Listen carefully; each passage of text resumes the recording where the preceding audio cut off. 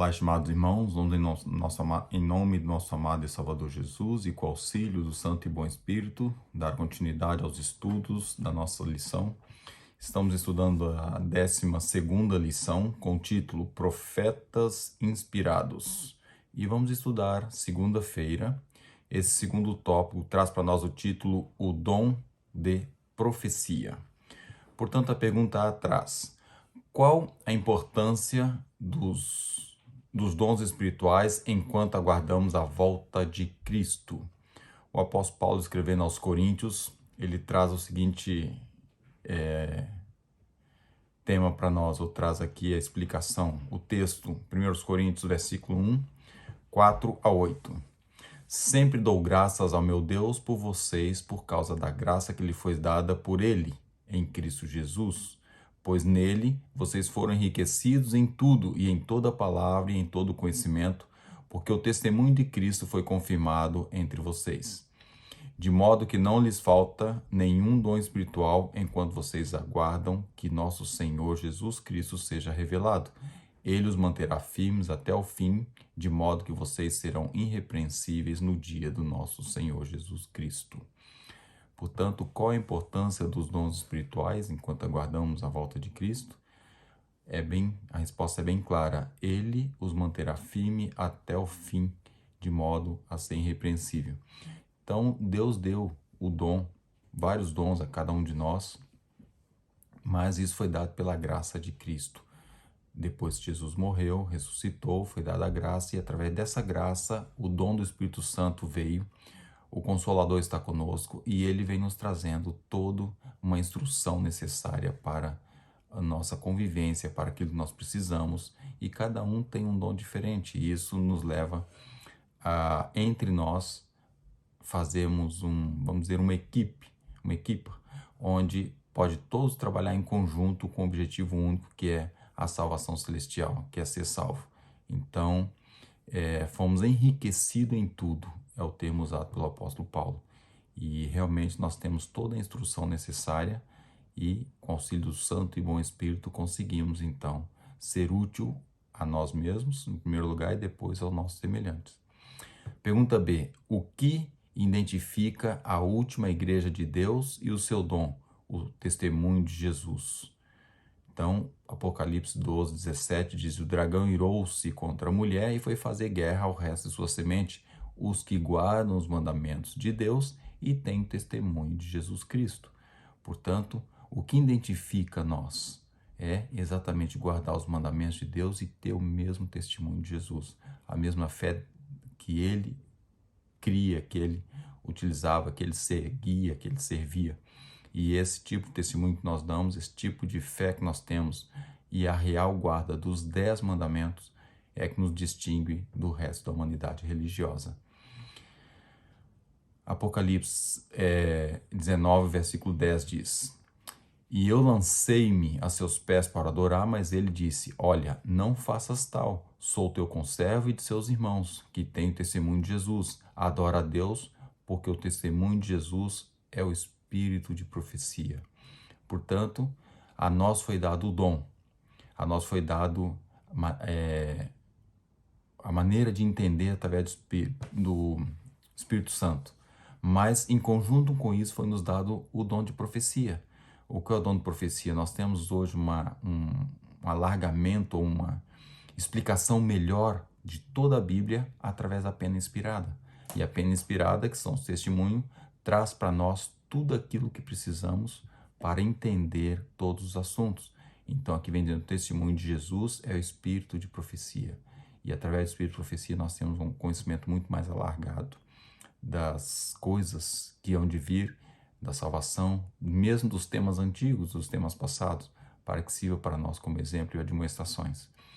Ainda primeiro, a Tessalonicenses capítulo 5, versículo 2 a 5 e 19 a 21. Diz assim: porque vós mesmo sabeis muito bem que o dia do Senhor virá como ladrão de noite, pois que quando disserem a paz e segurança, então lhe sobrevirá repentina destruição, como as dores de parto, aquela que está grávida, e de modo nenhum escaparão. Mas vós, irmãos, já não estáis em trevas para que aquele dia vos surpreenda como um ladrão. Porque todos vós sois filhos da luz e filhos do dia. Nós não somos da noite nem das trevas. Não extinguais o espírito. Não desprezeis as profecias. Examinai tudo, retende o bem. Então nós somos conhecedores. Realmente não se salva quem não quer, não fica sabendo dos acontecimentos quem não quer. Porque nós somos conhecedores, o Espírito de Profecia traz para nós tudo aquilo que precisamos e Deus, pelo seu amor, quando mandou Jesus passou por todas as provas, venceu, foi ao céu, a promessa do Consolador se cumpriu. E nós temos o Espírito Santo que está nos admoestando, nos ajudando e abrindo a nossa mente para o entendimento. Portanto, temos toda a ferramenta necessária para isso. Pensamento inspirado. Tempo perigosos estão à nossa frente. Todo aquele que tem conhecimento da verdade deve despertar e entregar o corpo, a alma e o espírito à disciplina de Deus. O inimigo está em nosso encalço. Devemos estar bem alerta em guarda contra ele. Devemos vestir toda a armadura de Deus. Devemos seguir as instruções fornecidas no espírito de profecia. Devemos amar a verdade presente e a ela obedecer.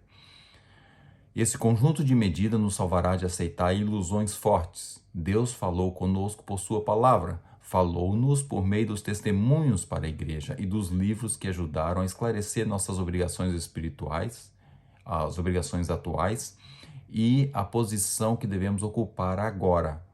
As advertências dadas linha após linha, preceito após preceito, devem ser atendidas. Se a desprezarmos, que justificativa poderemos apresentar? Então traz aqui para nós administrações interessantes através do Espírito de Profecia, isso foi em Obreiros Evangelhos, página 308. Então é interessante lembrar que aqui fala de entregar o corpo e a alma e o espírito à disciplina de Deus. O que é disciplina? É abrir mão daquilo que você quer, daquilo que o corpo pede, daquilo que a carne quer, para aquilo que Deus quer para você. Então exige disciplina, exige que você possa renunciar a algumas coisas. E aqui vem trazendo que foi dada advertência linha após linha, preceito após preceito. E se você não atender isso, qual é a justificativa que você vai dar? Ou qual a justificativa que eu vou apresentar? Se calhar não vamos ter nenhuma, né? Então devemos ter atenção e lembrar da necessidade que há de sermos um povo que está perguntando o que identifica, qual é a diferença de nós. Então, o que identifica nós é exatamente alguém que segue os preceitos de Deus, que disciplina o corpo carnal através do Espírito, através daquilo que nós recebemos de instrução da pena inspirada. Pergunta C. Em vez de recorrer a médiuns, a quem devemos buscar? Isaías, capítulo 8, 16 e o 19 diz: liga o testemunho e sela a lei entre os meus discípulos. E ainda diz: quando vos disserem, consultai os que têm espíritos familiares, os adivinhos, que chilreiam e murmuram entre os dentes, não recorrerá um povo ao seu Deus? A favor dos vivos, interrogar-se-ão os mortos?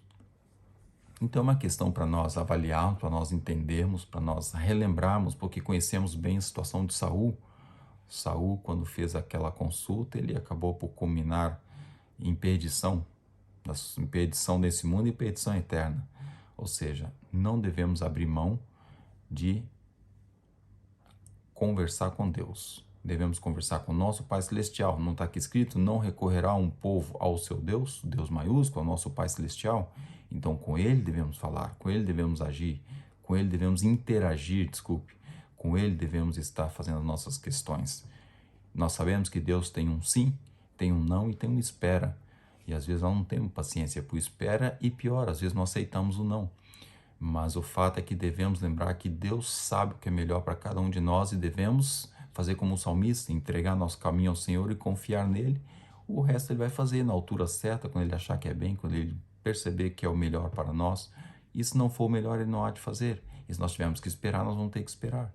Mas o fato é que quando se trata de consultar adivinhos, esse tipo de pessoas, devemos ter atenção a não entrar por esse caminho, que é um caminho diabólico, um caminho que pode ser eventualmente sem volta, como foi para o caso de Saul. Pena inspirada, vamos ver o que diz para nós, Testemunho para a Igreja, volume 4, página 13. Diz assim: A providência de Deus revela as armadilhas e as artimanhas de Satanás, a importância de aperfeiçoar o caráter cristão e os meios pelos quais podemos alcançar esse resultado. Assim, Deus indica o que é necessário para garantir a sua bênção. Há uma tendência da parte de muitos de permitir que sentimentos rebeldes surjam quando os seus pecados particulares são reprovados. O espírito dessa geração profetize em assuntos suaves. No entanto, o espírito de profecia fala apenas a verdade. A iniquidade se espalha e o amor de muitos alegam seguir a Cristo esfria. Eles estão cegos para a maldade do próprio coração e não sentem a própria condição de fraqueza e desamparo. Em misericórdia, Deus ergue o véu e revela a eles que há um vigia por trás dos bastidores que discerne sua culpa escondida e os motivos de suas ações. O fato é, resumidamente aqui, irmãos, Deus sabe tudo, Deus acompanha tudo, Deus é um Deus de misericórdia, mas também é um Deus de justiça. E nós não devemos esperar que a justiça dele imponha sobre nós. Nós devemos usar da misericórdia, mas não abusar da misericórdia. Usar a graça e não tentar abusar da graça, porque Deus não é um Deus barato, não é um Deus que barganha, não é um Deus que permite que você negocie. Então devemos ter acesso ao trono da graça, mas para isso tem que estar com um coração arrependido, um coração que muitas vezes não consegue evitar o erro, mas que tem que reconhecer esse erro e aos pés de Cristo confessar e lembrar da necessidade que tem no arrependimento genuíno, de não voltar a fazer, de entristecer pelo que fez. E a partir daí você pode pedir o perdão a Deus, que você levanta dali pronto para ir para o céu. Pode pecar uns instantes depois, mas no momento que você ajoelha, arrepende, conversa com Deus, você está pronto para ir ao céu. O arrependimento é aceito imediatamente. Então devemos ter a noção disso. Vamos ler ainda o que fala Minha Consagração hoje, página 40. É lindo o texto. Em sua providência, o Senhor achou por bem ensinar e advertir seu povo de várias maneiras. Por ordem direta, pelos escritos sagrados e pelo espírito de profecia, ele lhes revela a sua vontade. Uma pequena pausa na leitura. Todos nós temos o direito, o dever e o privilégio, podemos dizer assim, de conhecer os caminhos de Deus para ser salvo, e tudo torna-se mais simples. E aqui traz para nós exatamente que ele trouxe para nós esse meio de forma direta, por escrito e pelo espírito de profecia. Continuando a leitura. Nos tempos antigos, Deus falava com os seres humanos pela boca dos profetas e apóstolos. Hoje, ele fala pelos testemunhos do seu Espírito. Nunca houve um tempo em que Deus tinha instruído o seu povo com tanta seriedade quanto faz agora a respeito da sua vontade e do caminho que deseja que siga, ou que eu siga, ou que você siga. Nós temos, irmãos, todas as instruções. Essas lições da Escola Sabatina têm sido maravilhosas para nós. Tem trazido vários aspectos da nossa crença, do nosso cotidiano, do nosso dia a dia, daquilo que precisamos melhorar. Por outro lado, abra notícia no seu smartphone, na sua televisão, onde for que você abriu um meio de comunicação para ver as notícias. Olha o colapso que o mundo está, irmãos. Todo lugar está acontecendo sinais visíveis da volta de Jesus. Ele está voltando. As coisas estão acontecendo. O mundo religioso, no mundo cristão, no mundo religioso, no mundo... falhou a memória, mas no mundo cristão, no mundo religioso, no mundo político, faltou a palavra, peço desculpa aos irmãos. No mundo religioso, no mundo político, guerras e tudo vem acontecendo. E depois não é só isso. Enquanto tivesse nesse aspecto, a gente pode dizer que é o livre-arbítrio do homem que anda ali a tomar as suas decisões. E quando se trata dos terremotos? Olha para esse terremoto que nós tivemos aí a noite passada. Mais de 2.000, caminhando para 2.500 mortos. Mais de 2.000 feridos. Olha os incêndios que mataram também não sei quantos milhares. Olha para as enchentes que está acontecendo em tudo quanto é lugar. Irmãos, o mundo está mostrando, a natureza está mostrando, Deus está permitindo para nós vermos que os tempos estão no fim. Estamos a viver os últimos momentos da história. E o Espírito de Profecia é bem claro para nós todos esses aspectos. Então, irmãos, que Deus nos ajude, Deus nos abençoe, nos dê clareza de espírito, que o Espírito Santo trabalhe em nosso coração para que possamos cada vez buscar mais as profecias, buscar mais os acontecimentos, para que nada nos impeça de ser salvo. Possamos estar realmente preparados, porque Jesus está voltando. E devemos cuidar, porque não sabemos a que momento o meu caso e o seu, que somos conhecedores da triste mensagem angélica, que a porta da graça vai fechar primeiro para nós. E nós devemos estar preparados para quando passar o nosso caso, nós estarmos selados. Que Deus dê sua graça, nos abençoe a cada um de nós, para que possamos estar firmes nesse propósito e olhando para aquela nuvenzinha, que desejo de ver aquela nuvenzinha vindo no céu. E dessa forma não perder o ânimo na fé e lembrar a necessidade de estudar o Espírito de Profecia, a Bíblia, e estar em comunhão com Deus para nos preparar para Ele voltar. É meu sincero desejo para mim, para você, para a sua família, para toda a grande família reformista. Deus nos abençoe. Abençoe a cada um de vocês. Amém.